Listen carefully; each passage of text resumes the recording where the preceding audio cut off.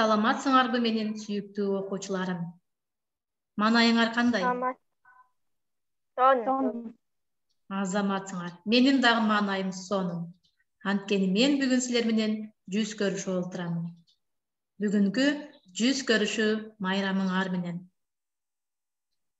Өмүрдү өлчөп бербейт табак менен, көңүлдү ченеп болбойт калак менен. Жараткан канча сыноо берсе дагы, жашайлы жаркылдаган кабак менен демекчи, мен силерге баардыгыңарга дайыма бүгүнкүдөй жаркылдаган кабак тилеп, бүгүнкү сабагыбызды баштайбыз.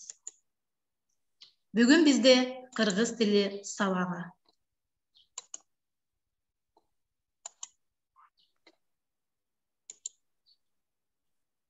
Дептер, ручкаларыбызды даярдап, бүгүнкү числону жазабыз. Бүгүн числонун чын-пыран айынын 14-тү. Класста жазуу.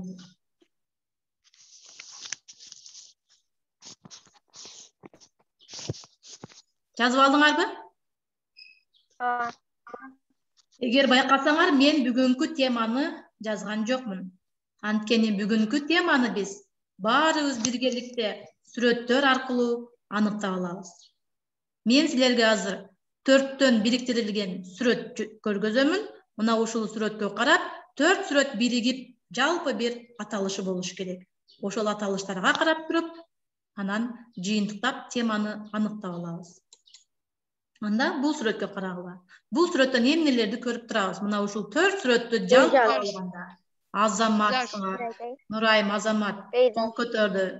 Кол көтөрүп жооп беребиз Нурайымга окшоп. Пейзаж. Азаматсыңар. Бул сүрөттөчү? Ким айтты? Актерлор. Актерлор. Кол көтөрүп жооп беребиз Гүлнур. Актерлор бар экен бул жерде. Актерлор. Актерлор экенин кантип билдик? Бул жерде элинин актеру бар экен. Демек, биринчи, экинчи, үчүнчү сүрөттөгү кыргыз элинин актеру, ал эми 4-түнчү сүрөттө Кытай элинин Азаматсыңар. Үчүнчү сүрөттөгү актерду көргөнсүңөрбү? Ооба. Кайсыл кинодо көргөнсүңөр? Үй бүлөдөгү тарбия. Азаматсыңар. Үй бүлөдөгү тарбия деген кинодо катышкан актер, э? Эми бул сүрөткө көңүл бурабыз. Ким жооп берет? Айгерим Бакирова. Биринчи сүрөттө музыканын ноталары бар. Экинчисиде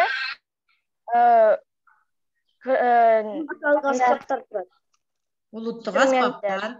Демек, музыкалык аспаптар ата карак айтканда. Үчүнчү сүрөттө оркестрлар бар. 4-түнчүдө бул кыргыз элинин ырчысы Керим Турапов. Керим Турапов. Азаматсыңар. Ырчыларды дагы жакшы тааныйсыңар. Демек, бул сүрөткө биз кандай аталыш беребиз? Музыка. Азаматсыңар. Бул сүрөттү көрөбүз эми? Бул жерде Бирөөбүз жооп беребиз. Мерим. Бул жерде Би экен. Демек, би өнөрү бизге чагылдырылып тура бул жерде. Биринчи, экинчи сүрөттөгү бидин кайсыл түрү? Балерина. Ал эми 3-4-түнчүдө? Кыргыз би. Демек, биздин кыргыз элибизде дагы мына ушундай балерина барбы? Ооба. Кимдерди билебиз? Бирөөнү атап коелучу. Сара Бешералиева. Дагы. Татты бүбү?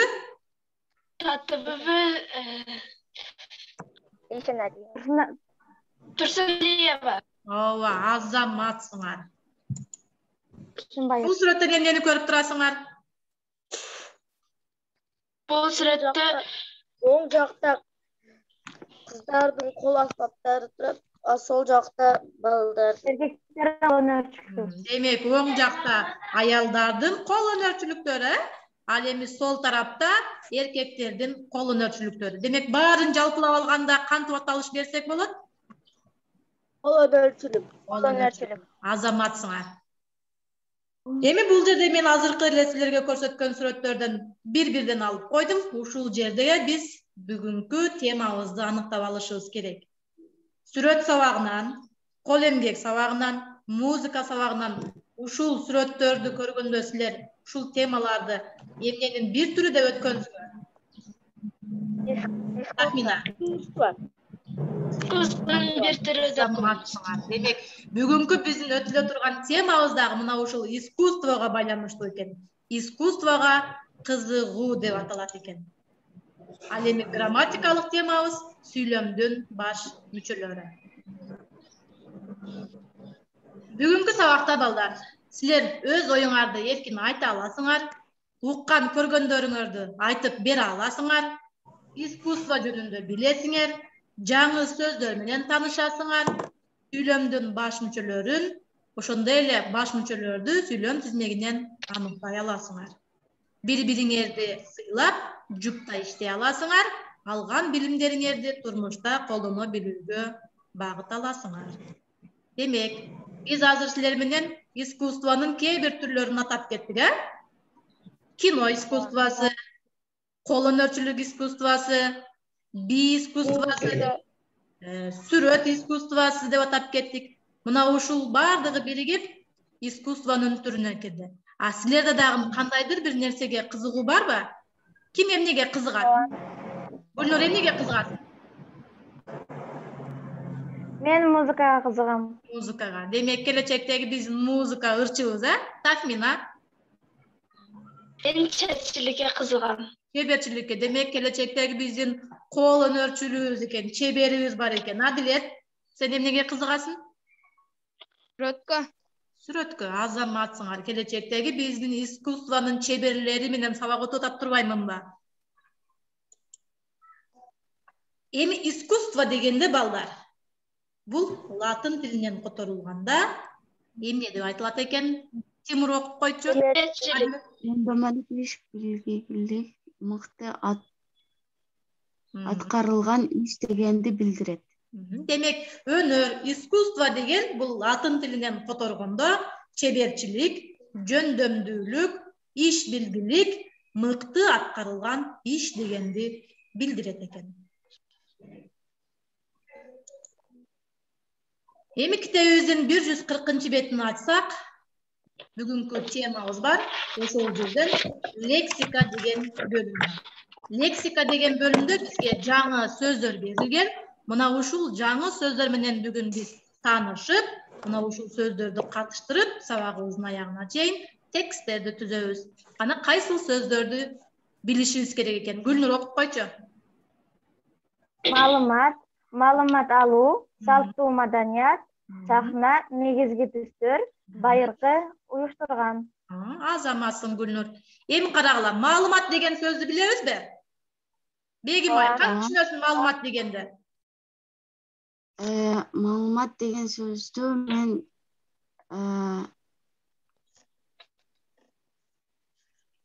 Айгерим жооп берип койчу. Маалымат деген бул бирөөгө маалымат айтканда ошол маалымат. Бирөөгө айтсак, маалымат экен. Туура. Тахмина толуктап коебуз. Маалымат деген бул бар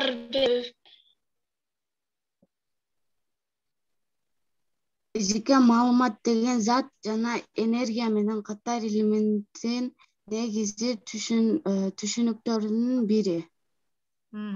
Туура. Демек, маалымат, биз бир нерсени бирөөгө айтсак, бул маалымат болот, же бир нерсени уксак, бул маалымат. Ал эми маалымат алуу дегенчи? Нурайым? Бирөөдөн маалымат аласың. Маалыматты биз бирөөдөн алабыз. Бирөө аркылуу биз маалымат алат экенбиз. А салттуу маданият дегенди түшүнөбүзбү? Салттуу деген бул боюнча азыр мен сизге түшүнүк беремин. Ооба, салттуу деген традиционный болот. Салттуу маданият боюнча азыр биз сабактын аягына чейин түшүнүп алабыз. Сахна дегенчи? Сахна деген бул таланттуу адамдар өздөрүнүн өнөрүн көрсөтүү жай. Көрсөтүүчү жай. Өз өнөрлөрүбүздү, ыр бийлерибизди ушул сахна аркылуу биз элдерге көрсөтө алат экенбиз, Биздин мектепте сахна барбы? Ооба. Негизги түстөр дегенде эмнени түшүндүңөр? Негизги түстөр дегенде бир өз жооп беребиз. Бирибизди тыйлайбыз дегенбиз. Бир өз жооп беребиз. Тахмина жооп берип койчу. Негизги түстөр бул биз сүрөт сабагынан өтөбүз. Сүрөт сабагында эң туура. Демек биз өзүбүзгө тандап алган түстөр булар негизги түстөр болот экен. Байыркы дегенди кантип түшүндүңөр? Байыркы деген бул илгерки, мурунку дегенди билдирет. Эң туура. Илгерки, мурунку деген. Уюштурган дегенчи? Бул бир нерсени уюштурат. Мен азыр силер үчүн эмнени уюштурдум? Зумду уюштурдум. Мен уюштурдум, силер зумга кирдиңер, Демек, кээ сөздөрдү түшүнүп алдык. Эми кийинки сөздөргө көңүл бурабыз анда. Салттуу маданият дегенди билүү үчүн биз балдар маданият деген сөздүн маанисин түшүнүшүбүз керек экен. Маданият деген эмне экен? Тахмина окуп койчу. Маданият бул тарбиялоо деген маанини билдирет. Ар бир жердин маданияты бар. Мисалы, сүйлөшүү маданияты, жүрүм-турум маданияты, коомдо өзүн кандай алып жүрүү маданияты. Демек, маданиятка түшүнүп алдык, Биз өзүбүздүн алып жүрүүбүз дагы биздин маданиятыбызга кирип кетет экен. Ал эми салттуу маданият дегенде Гүлнур. Салттуу маданият бул адамдардын акыл эс, дараметтин аң сезимин жогорку түшүнүктөгү деңгээле чыгара турган бийик реалдуу ыраттуулук. Азамат.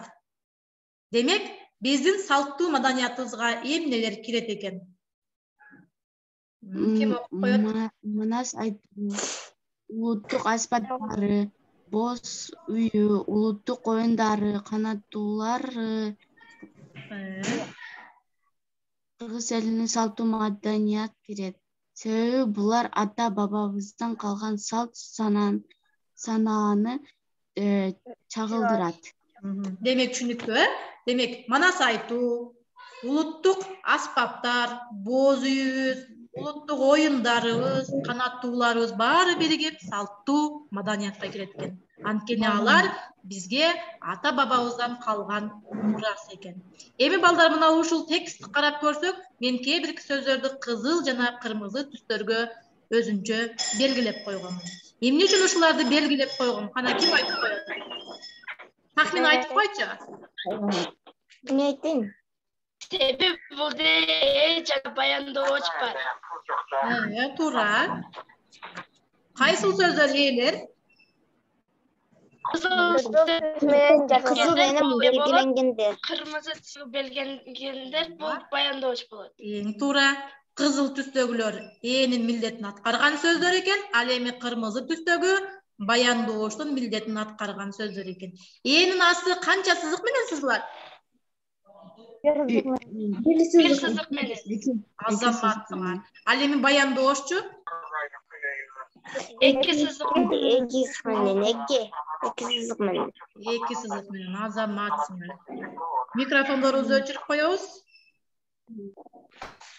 Демек, 1 сызык менен, ал эми баяндооч 2 сызык менен экен, Мына кызыл түстө белгиленген бир нече сөздөр булар экен.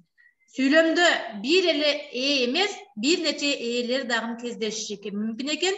Биз силер менен бул жөнүндө жогорку класста түшүндүрүп берем мен силерге. Ал эми баяндооч 2 сызык менен сызылат экен. Бул боюнча түшүнүп алдык. Сүйлөмдүн баш мүчөлөрү булар жана баяндооч экен. Сүйлөмдүн грамматикалык негизин мына ушул менен баяндооч биригип экөө түзөт экен. Менен баяндооч биз силер менен өткөнбүз мурдакы сабактарда.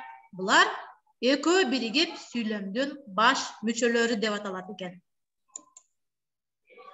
Ал эми бул бая силер айтып өткөн сахна. Өз өнөрлөрүбүздү, ыр бийлерибизди мына ушул сахна аркылуу элдерге көрсөтө алат экенбиз. Демек, жаңы сөздөрдү биз силер менен өздөштүрүп алдык. Эми ушул жаңы сөздөрдү пайдаланып, искусствого кызыгуу деген темада текст түзөт экенбиз.